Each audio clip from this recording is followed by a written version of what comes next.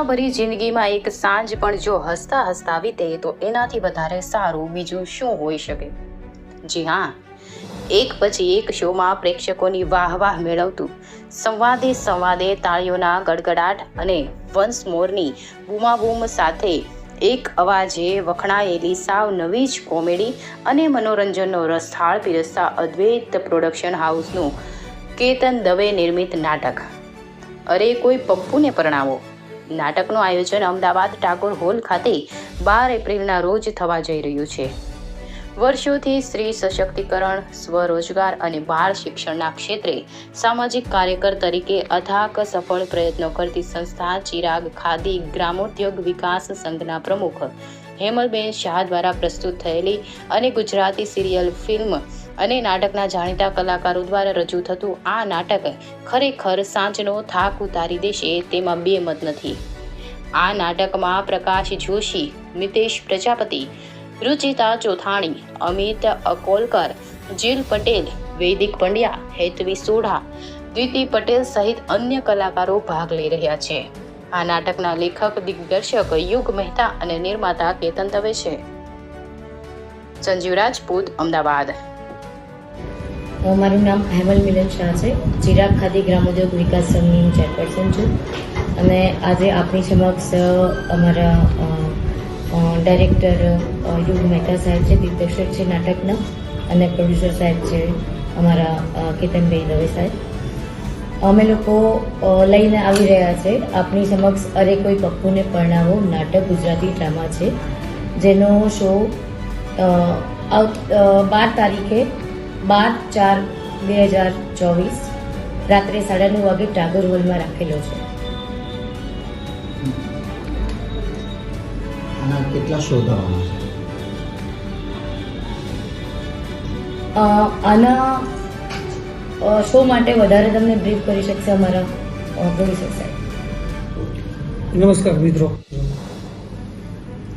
ઘણી બધી ચર્ચાઓ આપણે બધાએ કરી। પહેલાં તો હું આભારી છું તમામ મીડિયાઓનો કે આજે અમારા આ વિચારને લોકો સુધી પહોંચાડવાનું માધ્યમ એટલે મીડિયા, એટલે પહેલો હું આપ સૌનો આભારી છું। એનેથી મોટો આભારી છું પ્રોડ્યુસર નાટક બનાવે છે પણ એને કોઈ ચલાવવા માટે કોઈ ન મળે તો પ્રોડ્યુસર ઓલરેડી આ ક્રાઇસિસની દુનિયામાં એટલો નાટક બનાવતા ખેંચાઈ ગયો હોય ને કે પછી હોલ બુક કરી શો ન કરી શકે। તો બીજો હું આભારી છું અમારા હેમલબેન અને મિલનકુમાર, ચિરાગ ખાદી ગ્રામ ઉદ્યોગ વિકાસ સંઘનો।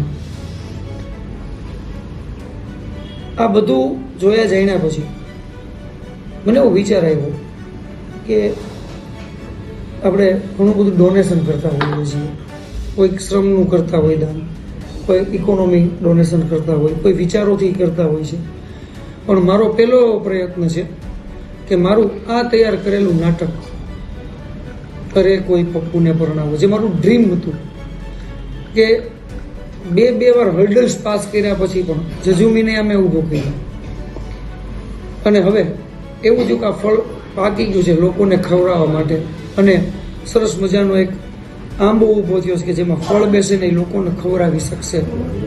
સરસ મજાની ટીમ છે આજે નાટકની, પ્રકાશભાઈ જોશી, રાજ કરમચંદાણી, રુચિતા ચોથાણી, મિત પ્રજાપતિ, હેતવી સોઢા, દીતિ પટેલ, આ ઘણા બધા અમારા બેકસ્ટેજ ઉપર કામ કરતા છોકરાઓ એટલે વિનીત અને ધવલ કે જેના વગર આ નાટકની અંદર દોડવું કે આને ચલાવવું શક્ય જ નથી। નાનામાં નાની વસ્તુ કલા। મારું નામ પ્રકાશ જોશી, વ્યવસાય હું શિક્ષક હતો, પછી નિવૃત્ત થયો, પણ ભણતા મેં નાટકો કર્યા। મારું આ 40મું વર્ષ છે નાટકની દુનિયામાં। 50થી 60 જેટલા નાટક કર્યા, 5-6 ફિલ્મો કરી। શાહરૂખ ખાનની રઈસ ફિલ્મમાં પણ મારા 4 ડાયલોગ સાથેના 25 સેકન્ડનો સીન છે। મેં હમણાં જેવું કહ્યું હતું કે સિરિયલ છે ને એ તમને ફેમ અપાવે છે, એટલે તમે રોજે રોજ લોકોના ઘરમાં જાઓ છો એટલે તમને ઓળખી જાય, ક્યાંય પણ જાઓ તો 2 વર્ષ, 2.5 વર્ષ, 3 વર્ષ। પણ જે નાટક છે ને એ નાટક છે, કારણ કે એમાં તમને નિજાનંદ મળે છે। અને એવો નિજાનંદ એને જ કહેવાય કે જે પોતાને પણ આનંદ કરાવે ને એ બીજાને પણ આનંદ કરાવે. સરે બહુ સરસ વાત કરી, કેતન દાદાએ સરસ વાત કરી, હેમલબેને પણ સરસ વાત કરી.